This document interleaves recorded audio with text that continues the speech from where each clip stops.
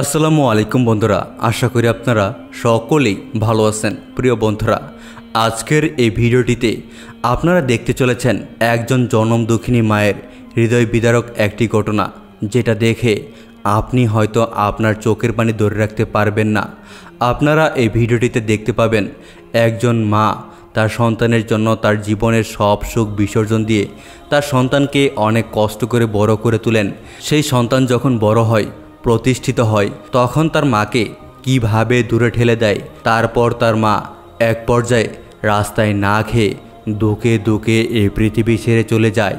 এই হৃদয়স্পর্শী ঘটনাটি জানতে হলে আমাদের এই ভিডিওটি না টেনে একেবারে শেষ পর্যন্ত দেখতে থাকুন। আর যারা নিজের মাকে নিজের জীবনের চাইতেও বেশি ভালোবাসেন, তারা নিজের মায়ের জন্য হলেও এই ভিডিওটিতে এখনই একটি লাইক করে দিন এবং চ্যানেলটিকে সাবস্ক্রাইব করে পাশে থেকে বেল আইকনটি অল করে দিন, যাতে করে এরকম নিত্য নতুন ভিডিও পেতে আপনাদের মিস না হয়। তো চলুন বন্ধুরা, ভিডিওটি শুরু করা যাক। আজকের এই ভিডিওটি নূরজাহান নামক একজন বৃদ্ধ মহিলাকে নিয়ে। নূরজাহানের পরিবারটা ছিল খুবই ছোট। তার ছিল দুই ছেলে, বড় ছেলের নাম আলেক আর ছোট ছেলের নাম মালেক। দুই ছেলের মধ্যে বড় ছেলের বয়স যখন 5 বছর, তখন তার বড় ছেলে পুকুরে পড়ে মারা যায়। কেননা নূরজাহানের বাড়ির পাশেই ছিল একটি পুকুর। আর তার বড় ছেলে আলেক তার সাথে থাকা বাচ্চাদের সাথে খেলতে গিয়ে এক পর্যায়ে পুকুরে পড়ে মারা যায়। বড় ছেলেকে হারিয়ে নূরজাহান পাগলপাড়া হয়ে যায়, অনেক কান্নাকাটি করতে থাকে। এলাকার লোকেরা নূরজাহানকে বুঝাতে থাকে, দেখো, হায়াত মওত হচ্ছে আল্লাহর হাতে, আল্লাহ যা ভালো মনে করেন তাই করেন। আর তোমার তো এখনও একটা ছোট ছেলে সন্তান আছে, তাই ধৈর্য ধারণ করো, এই ছেলের খেয়াল রাখো। নূরজাহান সকলের কথা শুনে নিজেকে কিছুটা শান্ত করে নেন এবং তার ছোট সন্তানের মুখের দিকে তাকিয়ে তার বড় সন্তানের কষ্ট কিছুটা ভুলে থাকার চেষ্টা করেন।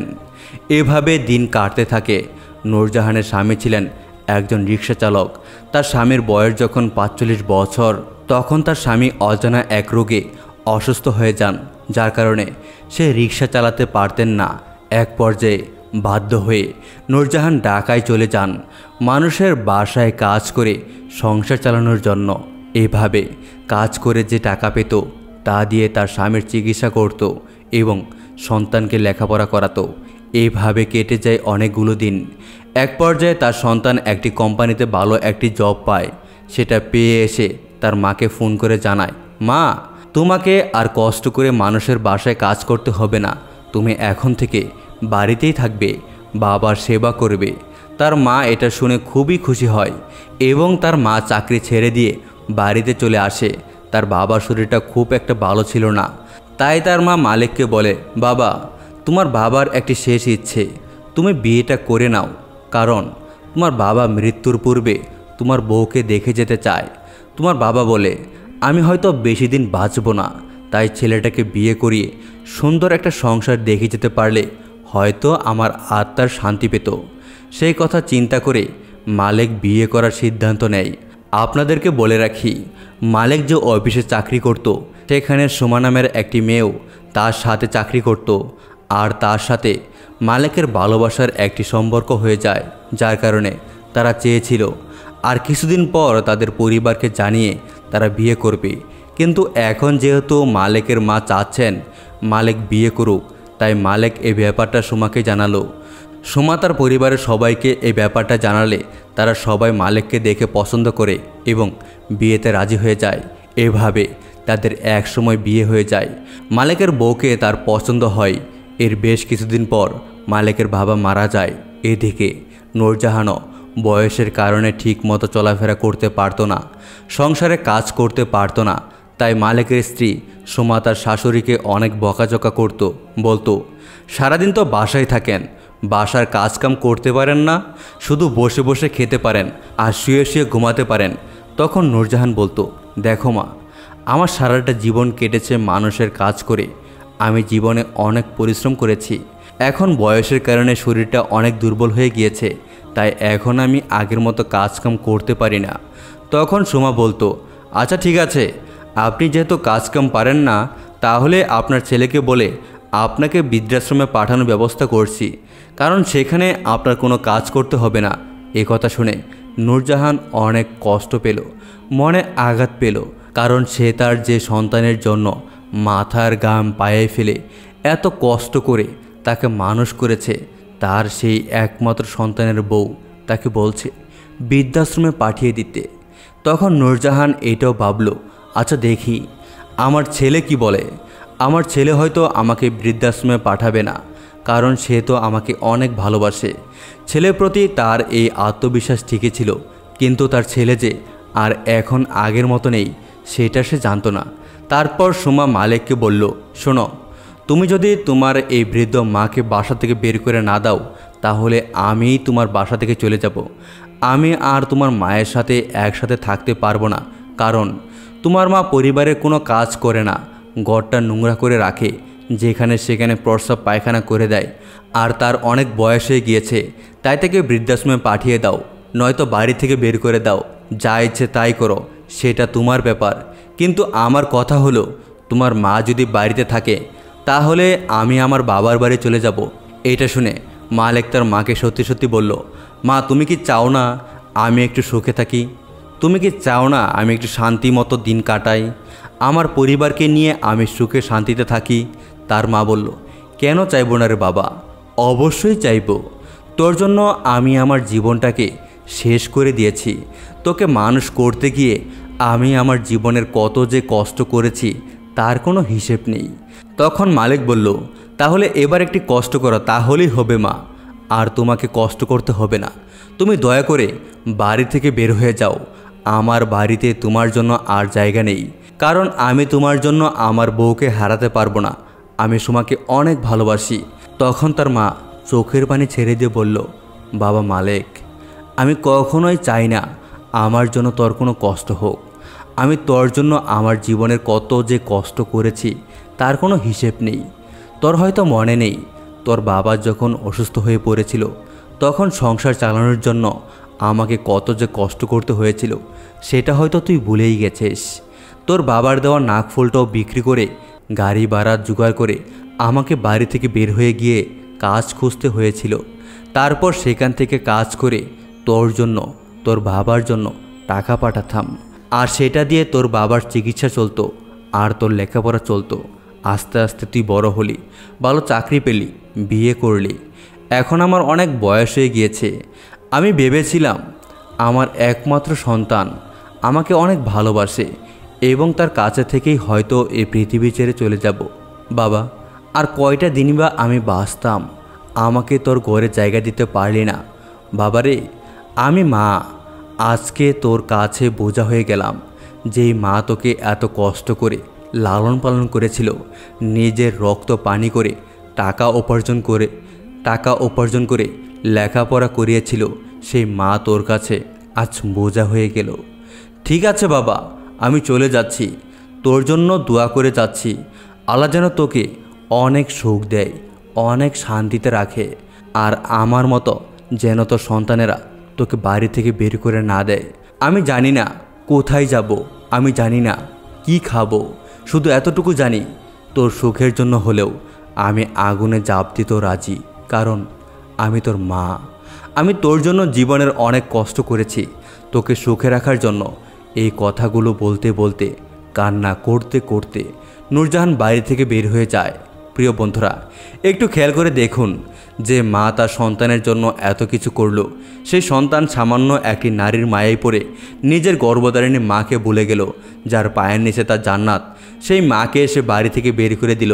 রাসূল সাল্লাল্লাহু আলাইহি ওয়াসাল্লামকে এক সাহাবী জিজ্ঞেস করেছিল, ইয়া রাসূলুল্লাহ, আমি খেদমত করব কার?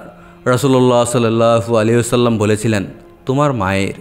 সেই সাহাবী আবারও জিজ্ঞেস করেছিল, ইয়া রাসূলুল্লাহ, আমি খেদমত করব কার? রাসূলুল্লাহ সাল্লাল্লাহু আলাইহি ওয়াসাল্লাম বলেছিলেন, তোমার মায়ের। সেই সাহাবী তৃতীয়বার আবার যখন জিজ্ঞেস করেছিল, ইয়া রাসূলুল্লাহ, আমি খেদমত করব কার? নবীজি বলেছিলেন, তুমি খেদমত করবে তোমার মায়ের। সেই সাহাবী যখন চতুর্থবার জিজ্ঞেস করেছিলেন, আমি খেদমত করব কার? তখন রাসূলুল্লাহ সাল্লাল্লাহু আলাইহি ওয়াসাল্লাম বলেছিলেন, তুমি খেদমত করবে তোমার বাবার। তাহলে এখানে বোঝা যায় মা কতটা গুরুত্বপূর্ণ সন্তানের জন্য। রাসূলুল্লাহ সাল্লাল্লাহু আলাইহি ওয়াসাল্লাম বলেছেন, তোমাদের মায়ের পায়ের নিচে তোমাদের জান্নাত রয়েছে, সুতরাং মাকে কখনোই কষ্ট দিও না। প্রিয় বন্ধুরা, যাদের মা নেই তারা জানে মা হারানোর ব্যথা কতটুকু। কবি বলেছেন, মা নেই গৃহে যার, সংসার অরণ্য তার। আল্লাহ তাআলা সেই সব সন্তানদেরকে সঠিক বুঝ দান করুন যারা বুঝতে চায় না মা কি জিনিস, মা কাকে বলে। আরে মা তো আল্লাহ তাআলার দেওয়া শ্রেষ্ঠ এক নেয়ামতের নাম। আর এই মাকে পেয়েও যারা জান্নাত অর্জন করতে পারল না, তাদের মতো হতভাগা এই পৃথিবীতে আর কেউ হতে পারে না। আল্লাহ তাআলা আমাদের মধ্যে যাদের মা বেঁচে আছে তাদেরকে নেক হায়াত দান করুন, আর যাদের মা এই পৃথিবীর মা ছেড়ে চলে গেছে তাদের মাকে আল্লাহ তাআলা। আসসালামু আলাইকুম বন্ধুরা, আশা করি আপনারা সকলেই ভালো আছেন। প্রিয় বন্ধুরা, আজকের এই ভিডিওটিতে এমন একজন দক্ষিণী মায়ের সম্পর্কে বলতে চলেছি যা শুনে আপনারা হয়তো আপনাদের চোখের পানি ধরে রাখতে পারবেন না। তাই অনুরোধ করছি ভিডিওটি না টেনে একেবারে শেষ পর্যন্ত দেখার জন্য, এবং এই মায়ের ভিডিওটিতে এখনই একটি লাইক করে দিন। এবং যারা এখনও আমাদের এই চ্যানেলটিকে সাবস্ক্রাইব করেননি তারা এখনই চ্যানেলটিকে সাবস্ক্রাইব করে রাখুন। তো চলুন বন্ধুরা, কথা না বাড়িয়ে ভিডিওটি শুরু করা যাক। পৃথিবীতে প্রায় বেশিরভাগ পরিবারে শেষ বয়সে অবহেলার শিকার হন বাবা মা। কিন্তু কেন এই অবহেলা, কেন তাদের হেয় করা? অতি স্নেহ আদরে যাদের বড় করে তুলেন তারাই কেন তাদের দুঃসময়ে বৃদ্ধাশ্রমের ঠিকানা দেখান?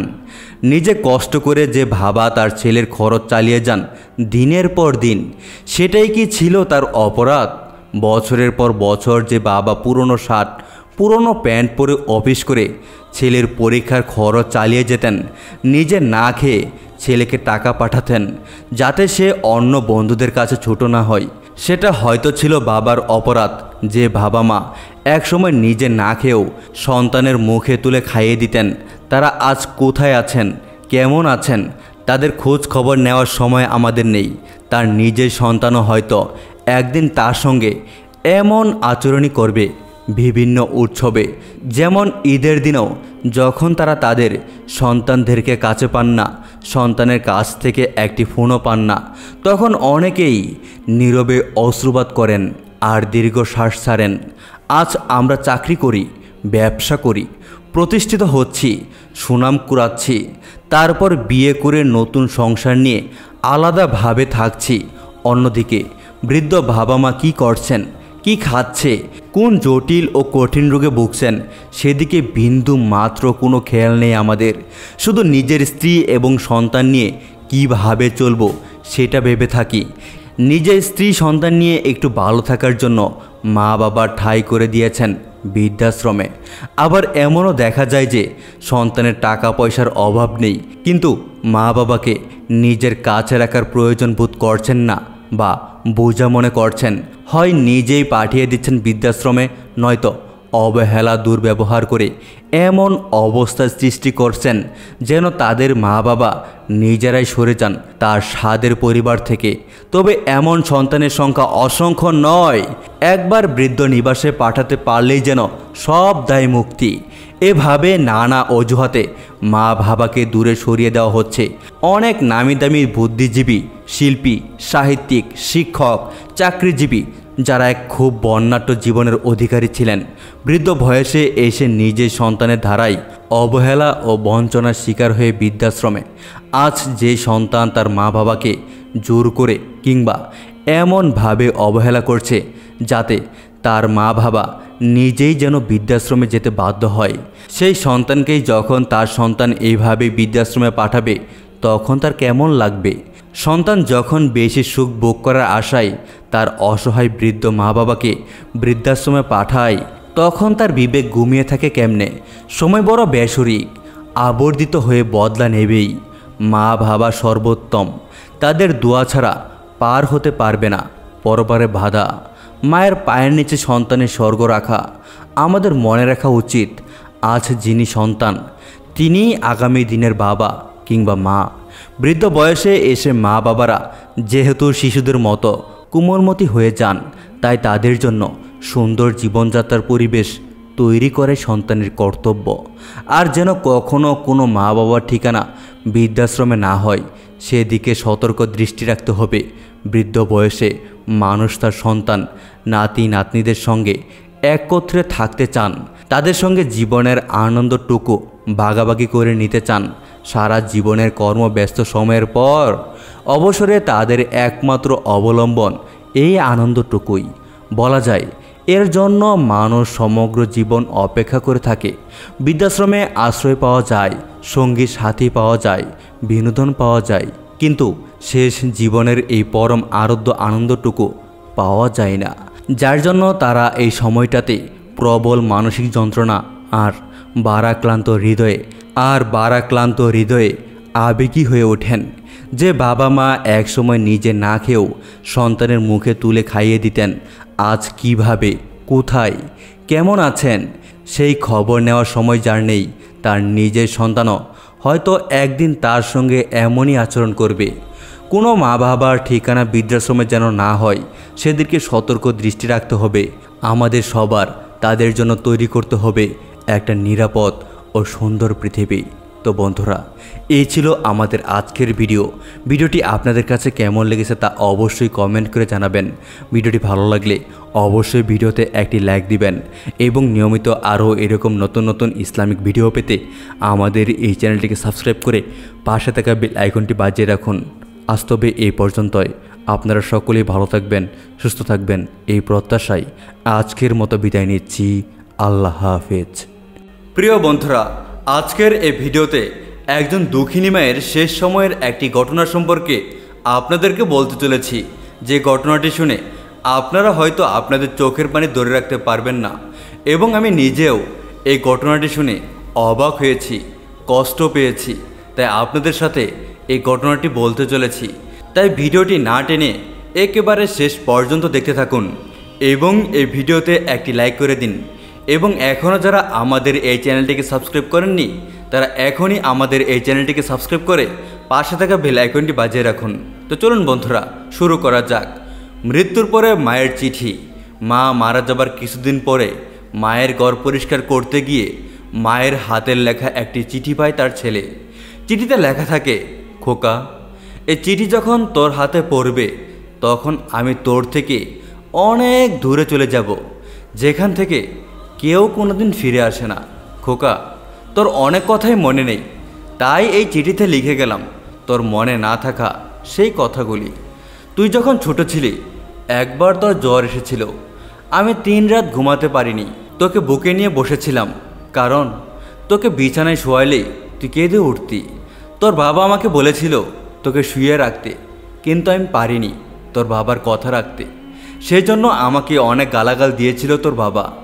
তোকে যখন রাতে বিছানায় শোয়াতাম তুই প্রস্রাব করে বিছানা ভিজিয়ে ফেলতি, তখন আমি তোকে শুকনো জায়গায় শোয়াইতাম আর আমি তোর প্রস্রাবে ভিজানো সেই জায়গায় শুয়ে থাকতাম। তোর বাবা যখন মারা গেল তখন অনেক কষ্টে আমাকে সংসারটা চালাতে হয়েছিল। একটা ডিম ভেজে 2 টুকরো করে তোকে দুবেলায় দিতাম। এমনও দিন গেছে শুধু লবণ দিয়ে খেয়ে উঠেছি আমি, তোকে বুঝতেও দেয়নি আমি। একদিন রান্না করার মতো কোনো চাল ছিল না আমার কাছে, তখন কোনো উপায় না পেয়ে এক বাড়িতে কাজ করে কিছু চাল এনে ভাত রেঁধে খাইয়ে দিতাম তোকে। হয়তো তুই ভুলেই গেছিস, যখন তোর এসএসসি পরীক্ষার ফি দিতে পারছিলাম না তখন তোর বাবার শেষ স্মৃতি নাকফুলটাও বিক্রি করে দিয়েছিলাম। আরও অনেক কথা আছে যা লিখতে গেলে হয়তো খাতা শেষ হয়ে যাবে, কিন্তু লেখা শেষ হবে না। ভাবছিস এত কথা কেন লিখে গেলাম? খোকা, তুই যখন বড় হলি, একটা ভালো চাকরি পেলি, কিছুদিন পরে বিয়ে করলি, আমি তোদের নিয়ে ভালোই ছিলাম। একদিন ঘর থেকে কিছু টাকা চুরি হলো, সেদিন তুই আমাকে জিজ্ঞেস করেছিলি আমি তো টাকার ব্যাপারে কিছু জানি কিনা। তুই আমাকে সরাসরি কিছু না বললেও আমি বুঝতে পেরেছিলাম তুই আমাকে চোর ভেবেছিলি। কিছুদিন পর তুই আমাকে চোরের অপবাদ দিয়ে অন্য একটি ঘরে রেখে দিলি। খোকা, আমার সেই ঘরটিতে থাকতে অনেক ভয় করত, কারণ ঘরটি তোর থেকে অনেক দূরে ছিল। খোকা, তোকে একদিন বলেছিলাম আমার একা একা থাকতে ভয় লাগে, তুই বলেছিলি মরণ আসলে যে কোনো জায়গায় আসবে। আমার হাঁটুর ব্যথাটা বেড়েছিল, তোকে বলেছিলাম খোকা আমাকে কিছু ওষুধ কিনে দিবি, তুই বলেছিলি এই বয়সে ওষুধ খাওয়া লাগে না, এমনি এমনি ঠিক হয়ে যাবে। খোকা, বিছানা থেকে উঠতে পারতাম না, শরীরে ফুসকা পড়ে গিয়েছিল, শরীর থেকে পচা গন্ধ আসতো। কতদিন যে গোসল করিনি তা ঠিক বলতে পারবো না। খোকা, তোর ঘরটা ছিল আমার ঘরের থেকে অনেক দূরে। কখন আসিস কখন যাস আমি কিছুই দেখতে পারতাম না, শুধু পথের দিকে তাকিয়ে থাকতাম। খোকা, তুই যখন ছোট ছিলি আমি খেতে বসলে তোকে কুলে নিয়ে খেতে বসতাম। তখন তুই আমার কুলে পায়খানা করে দিতি, আমি তোর পায়খানা সরিয়ে নিয়ে খেয়ে উঠতাম। কেন জানি একটুও ঘৃণা লাগতো না আমার। কিন্তু তুই যখন আমার কাছে আসতি তখন নাকে রুমাল দিয়ে আসতি। কেন রে খোকা? আমার শরীর থেকে গন্ধ আসতো বলে? এক কাপড়ে যে আমাকে কত মাস থাকতে হয়েছে তা ঠিক বলতে পারবো না। তুই যখন অনেক দিন পর আমাকে একবার দেখতে এসেছিলি আমার খুব ইচ্ছে হয়েছিল তোকে বুকে জড়িয়ে ধরতে, কিন্তু খোকা আমি পারিনি তোকে বুকে জড়িয়ে ধরতে, কারণ আমার শরীরে যে অনেক ময়লা ছিল। যদি তোর দামি দামি শার্ট প্যান্ট নষ্ট হয়ে যায় এই ভয়েতে তোকে বুকে নিতে পারিনি। খোকা, কখনো আমাকে একবারও জিজ্ঞেস করসনি মা তোমার কিছু খেতে মন চায়? খাওয়ার কথা থাক, কতদিন যে তোর মুখ থেকে মা ডাক শুনিনি তাও ঠিক বলতে পারবো না। খোকা, আমার কি অপরাধ ছিল আমাকে তোর থেকে অনেক দূরে রাখলি?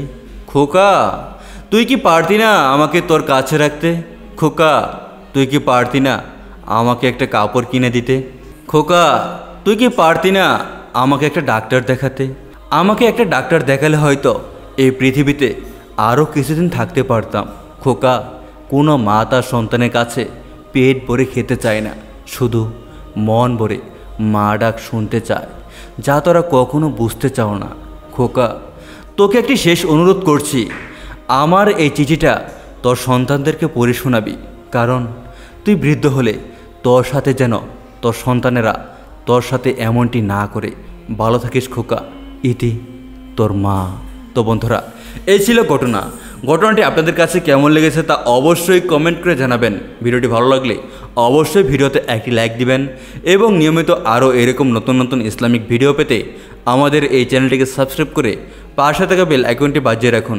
ভালো থাকুন, সুস্থ থাকুন, এই প্রত্যাশায় আজকের মতো বিদায় নিচ্ছি। আল্লাহ হাফেজ।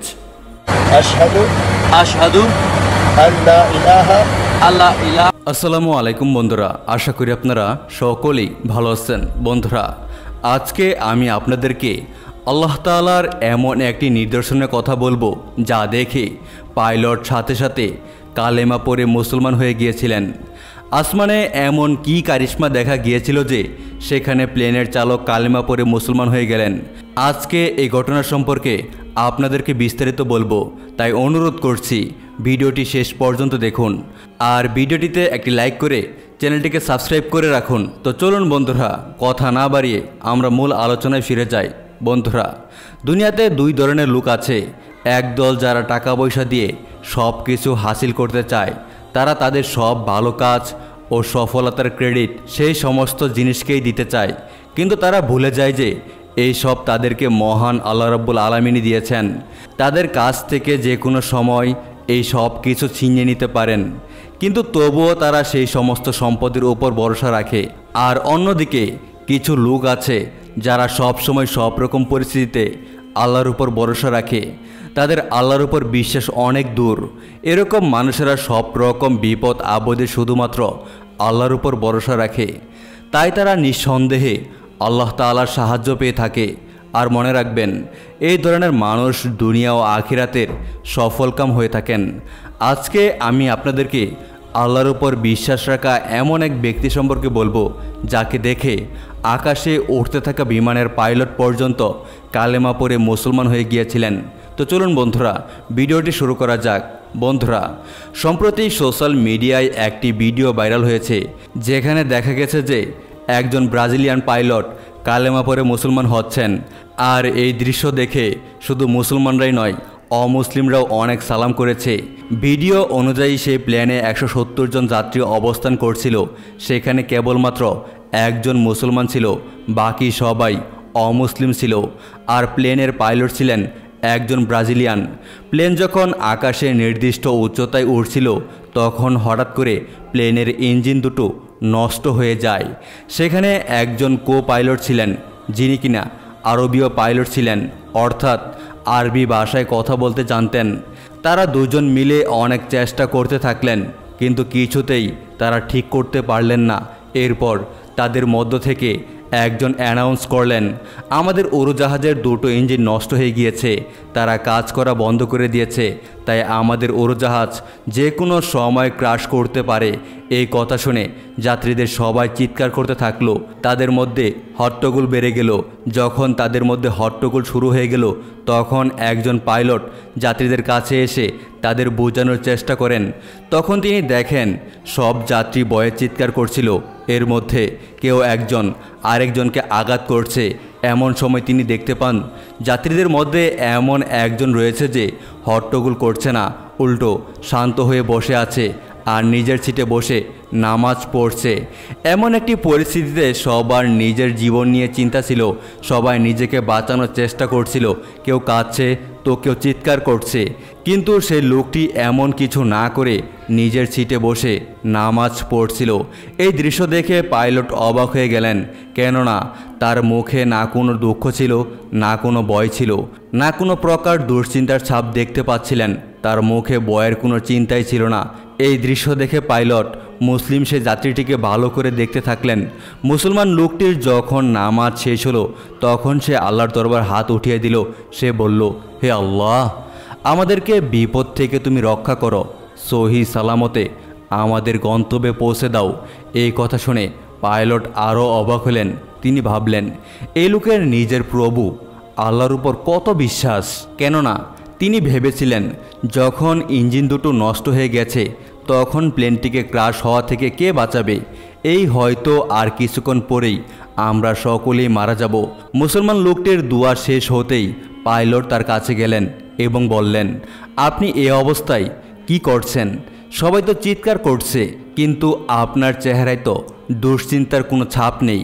লোকটি তখন বলে, আমার আল্লাহর উপর বিশ্বাস আছে, আমি তার দরবারে আপনাকে, আমাকে এবং এখানে উপস্থিত সবাইকে এই বিপদ থেকে রক্ষা করার জন্য দোয়া করেছি।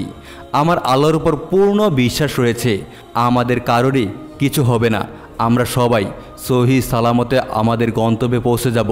লোকটির মুখে আত্মবিশ্বাসের সঙ্গে বলা এই কথা শুনে পাইলট খুবই অবাক হলেন, মনে মনে একটু খুশিও হলেন।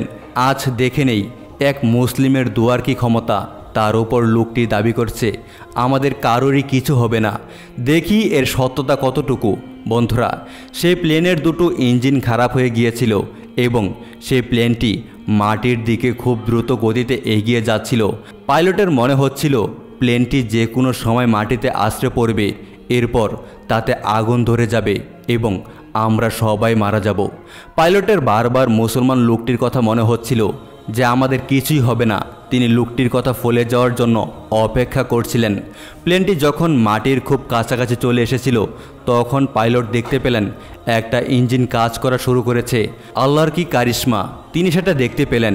কিছুক্ষণ আগে যেখানে যাত্রীদের মুখে আতঙ্কের ছাপ দেখা যাচ্ছিল, এখন তাদের মুখে হাসির রেখা চেয়ে যাচ্ছিল। এরপর প্লেনটি সফলভাবে কোনো রকম ক্র্যাশ করা ছাড়াই মাটিতে ল্যান্ড করল এবং সবাই বের হয়ে এলো।